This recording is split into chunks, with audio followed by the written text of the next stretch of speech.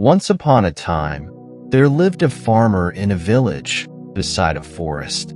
He had a big garden that had an old apple tree and other plants, trees, and beautiful flowers.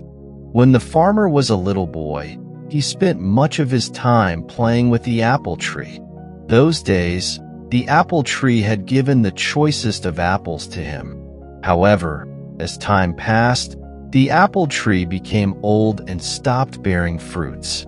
Now that the farmer was not getting any apples from the tree, he decided that the tree was useless. Therefore, he decided to cut the tree and use its wood to make some new furniture. He felt that since the tree was old and huge, he did not have to cure it, and it would make great furniture. He forgot that as a boy, he had spent his entire childhood climbing the tree and eating its apples. Now the apple tree was home to several little animals in the neighborhood. This included squirrels, sparrows, and a huge variety of birds and insects. When the farmer took his axe and began chopping the tree, all the little animals came rushing down. They all began to plead with the farmer. They gathered round the farmer and said, "Please don't cut the tree. We used to play with you when you were small, under this very tree. This is our home, and we have no other place to go." The farmer was adamant. He raised his axe, and the commotion grew. "Please don't chop and destroy my home and kids," cried the squirrel. "Please don't chop and destroy my nest," cried the little birds. "Please don't cut the apple tree," cried the grasshopper. The farmer, however, forgot his childhood and his animal friends. He began to chop the tree harder. All the little animals became desperate and wanted to protect the apple tree at any cost. The little animals said, "We will sing for you when you are toiling away in the fields. We will look after your little boy.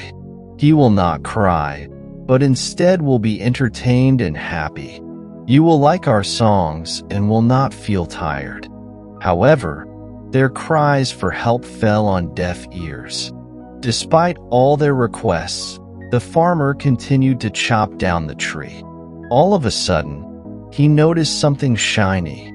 On inspecting it, he realized that it was a beehive full of honey. He took a little and put it in his mouth.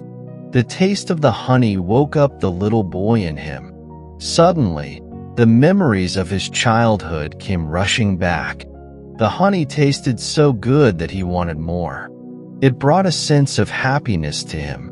He smiled and exclaimed, "This tastes amazing." Realizing the change in the farmer's attitude, the little animals spoke in unison. The bee said, "I will always provide you with sweet honey." The squirrel said, "I will share any amount of nuts that you want." The birds cried, "We will sing as many songs as you want." Finally, the farmer realized his folly and put down his axe. He understood that the tree was home to many lovely animals that provided him with so many things. He wanted his little boy to have the childhood that he had. The farmer realized that the apple tree was not that fruitless. The little boy in him saved the apple tree. He threw away the axe and said to the little creatures, "I promised that I would never cut this tree. I have realized my mistake, and you all can now live in peace and harmony." The little creatures thanked the bee profusely. If the farmer had not found the beehive, they would have been homeless by now. They continued living happily in the old apple tree. Moral: each and every living thing in nature is of some use. We should not destroy any living thing.